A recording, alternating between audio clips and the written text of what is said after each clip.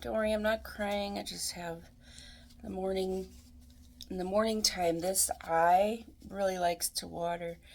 My mom says it's allergies, but I'm like, no, it's not, because this is the eye that had the surgeries on it after I had my stroke and I was all fucked up and whatnot. Anyway, it just waters.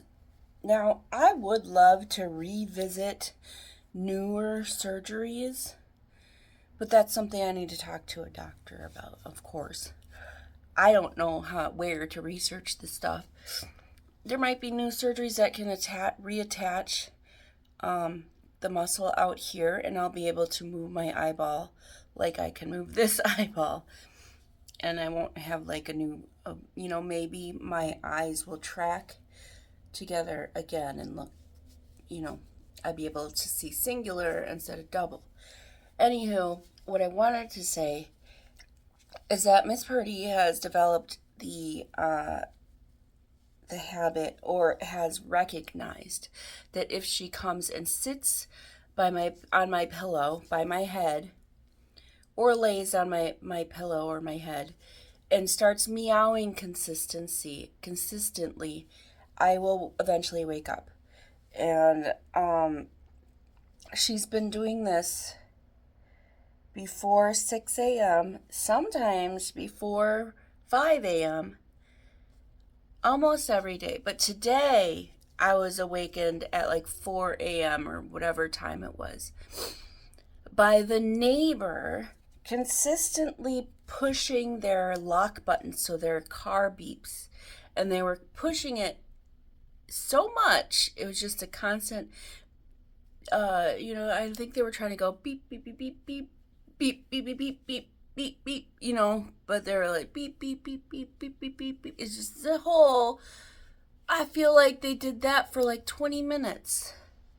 It woke Russ up too, Russ doesn't wake up easy. So if it woke Russ up too, it was definitely a disturbance.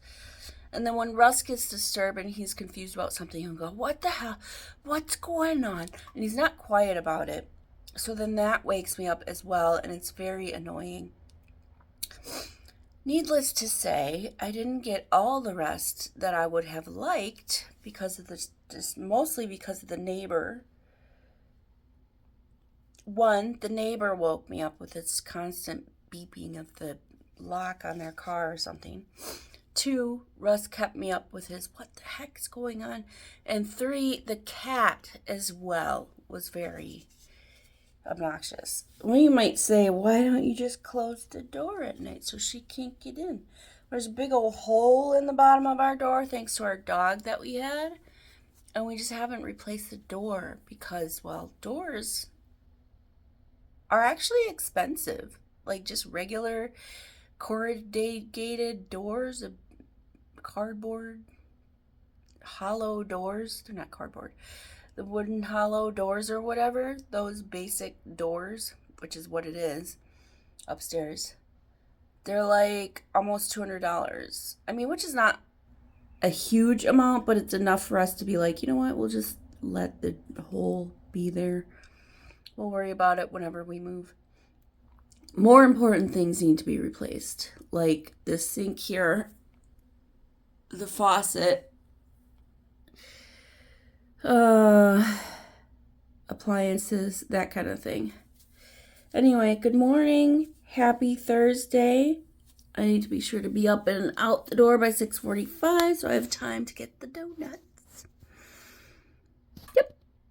And then we have a meeting today for our team. Next week we won't because we will be off on Monday, so Thursday we're not going to have a meeting because of phone coverage needs and stuff like that.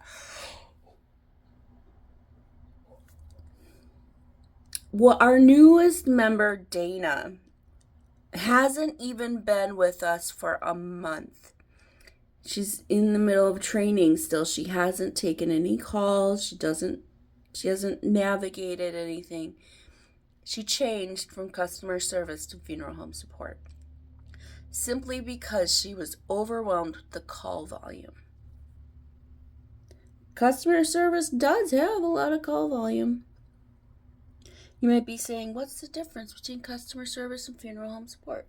Customer service is customer based, where the people who purchase the policies and their family members, whereas funeral home support is is concentrated on the funeral home. So they answer the funeral home questions, the claims questions, that kind of thing.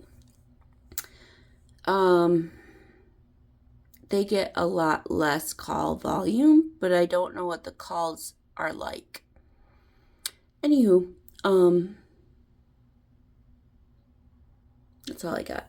This morning, I'm going to finish pooping, and then I need to get dressed. 2,000 years later. Good evening. It is, I don't know, 6 something. If you watch Balin Out Loud on HBO, she has Tourette's. She started on TikTok. I found her on TikTok first. And Tourette's syndrome, like one of the more severe cases, she's got the echolalia and the motor tics and the vocal stuff. She got all the things. Anywho, it's time to, I watched that. She got season 3 up now, so I just watched the first episode of that. And now it's time. It's time to binge Good Trouble some more. As an adult, I am an adult, thank you. As an adult, shut your face. There are things that you know you have to do. One of those, and that's in learning from your mistakes or learning from past things, is one of them. And past things being yesterday, when I didn't go to bed till 10 something because of binging Good Trouble. So it is 9:06. I did not start a new episode of Good Trouble, and I will be going to bed, or at least going to the bedroom and preparing myself to be going to sleep. First things first. That's not the first thing. First things first, pee. Russ is still awake, obviously, so I'm not going to turn the light out on him. So we're going to bed. Tomorrow is Friday. Friday, as some people say. Friday. And so I got to pee. Have yourself a good night, and we'll see you tomorrow. Toodles.